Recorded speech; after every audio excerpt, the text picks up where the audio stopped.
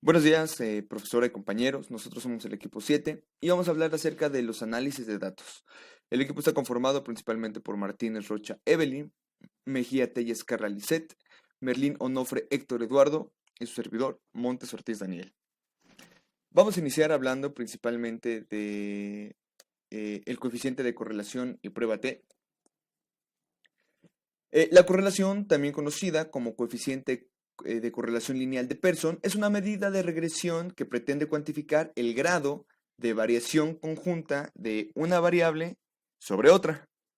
Por lo tanto, es una medida de estadística y cuantifica principalmente la dependencia lineal entre una variable con respecto a la otra y se representan mediante un diagrama de dispersión, y estos valores que van tomando las dos variables, el coeficiente de correlación señalará lo bien o lo mal que el conjunto de puntos representados se aproxima de una recta.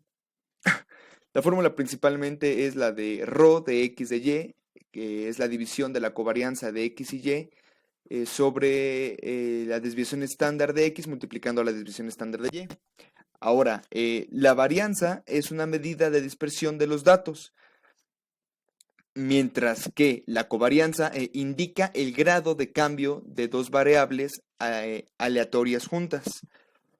Los valores que puede tomar la correlación es ρ igual a -1, que es la correlación perfectamente negativa. Cuando ρ es igual a 0, quiere decir que no existe correlación alguna. Y cuando ρ es igual a +1, quiere decir que la correlación es perfectamente positiva.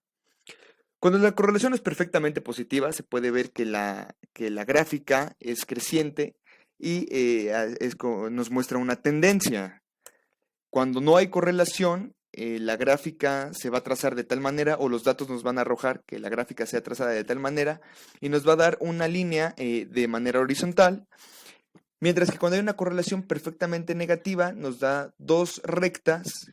Nos puede parecer, ¿no?, como las rectas de oferta y de demanda.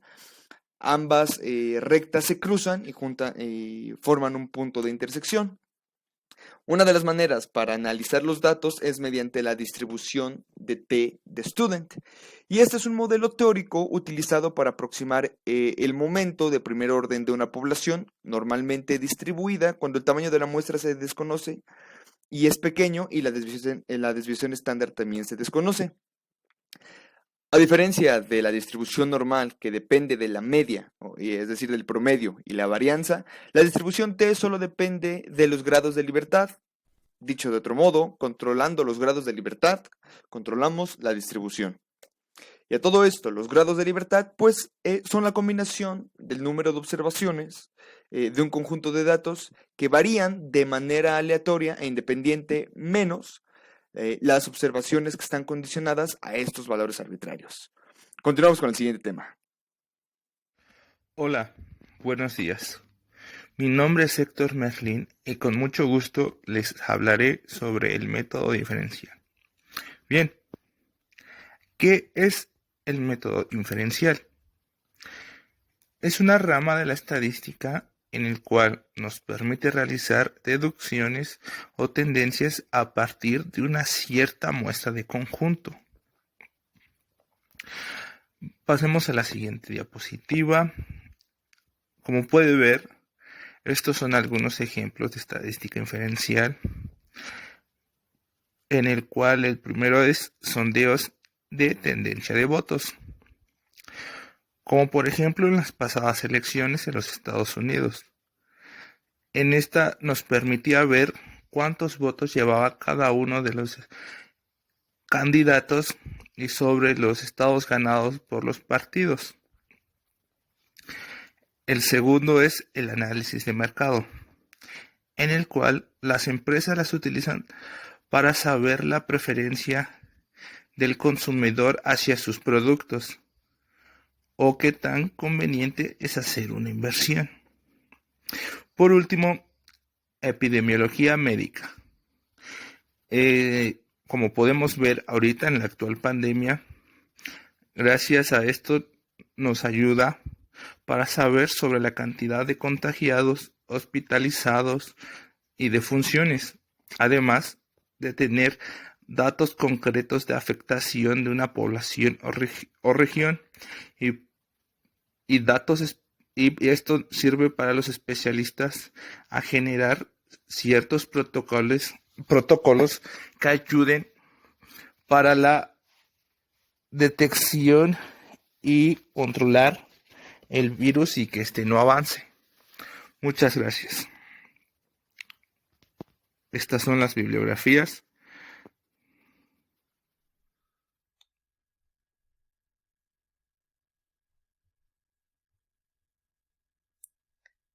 Buen día, maestra y compañeros. Mi nombre es Evelyn Martínez y les voy a hablar un poco sobre los tipos de procesamiento de datos. Para comenzar, debemos saber qué procesamiento elegir y para saberlo analizaremos los datos que tenemos, si son muchos o no, así como las hipótesis que formulamos previamente y las variables que tenemos. Ya que hicimos el análisis, continuaremos con la interpretación de los datos que teníamos. Este análisis se puede hacer con ayuda de la computadora o manualmente, pero eso ya depende de nuestros datos que analizamos al principio. Las personas ya no suelen utilizar el procesamiento manual, para empezar por la probabilidad de error de cálculo, ya que es muy alta. El procesamiento manual. En este intervienen los humanos en la clasificación de los datos. Si hay gran cantidad de ellos, entonces se vuelve lento y se reitera el error de cálculo.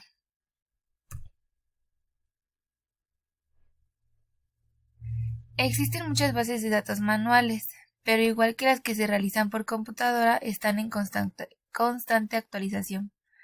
Cada vez que se actualizan, se publica un volumen o un tomo adicional.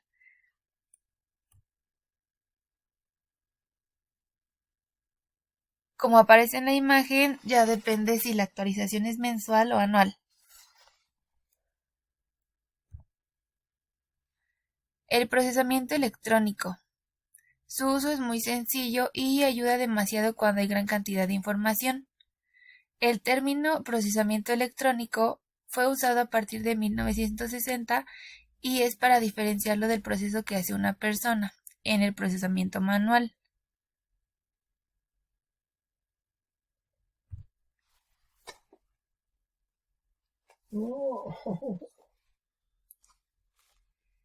También les hablaré del análisis de varianza. Este se encarga de probar la hipótesis en la que las medias de dos o más poblaciones son iguales. Se comparan las variables de los diferentes factores.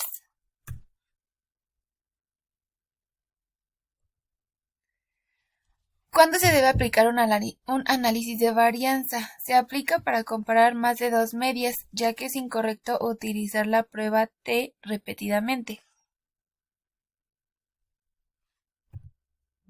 Mi nombre es Carla Mejía y voy a hablar sobre análisis paramétrico. También llamado análisis de sensibilidad, es el estudio de la influencia de diferentes parámetros geométricos, físicos o ambos en la solución de un problema. Este análisis se utiliza para evaluar un rango de valores para una intervención variable independiente. Por ejemplo, si estamos determinando el rango de valores para tiempo de espera, realizaríamos un análisis de este tipo utilizando intervalos de 1, 5 y 10 minutos. Este análisis puede considerarse como la búsqueda de cuánto se necesita la intervención para ser efectiva. La estadística paramétrica incluye parámetros como la media, la desviación estándar, la correlación de Pearson, la varianza, entre otras. Esta forma de estadística utiliza los datos observados para estimar los parámetros de la distribución. Bajo estadísticas paramétricas, a menudo se supone que los datos provienen de una distribución normal con parámetros desconocidos, mi, media de la población, y sigma 2, varianza de la población, que luego se estiman utilizando la media de la muestra y la varianza de la muestra. Ahora les hablaré de uno de los parámetros, que es la correlación de Pearson o el coeficiente de correlación. Esta es una medida de regresión que pretende cuantificar el grado de variación conjunta entre dos variables. Por tanto, es una medida estadística que cuantifica la dependencia lineal entre dos variables, es decir, que se representan en un diagrama de dispersión los valores que toman dos variables. El coeficiente de correlación lineal señala lo bien o lo mal que el conjunto de puntos representados se aproxima a una recta.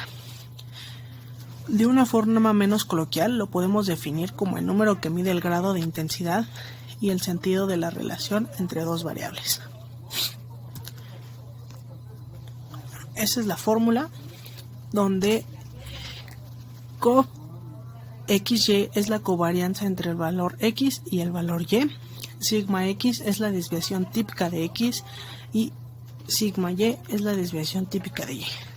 Los valores que puede tomar la correlación es de P igual a -1, que sería correlación perfecta negativa, P igual a 0, donde no existe la correlación, y P igual a +1, donde la correlación perfecta es positiva.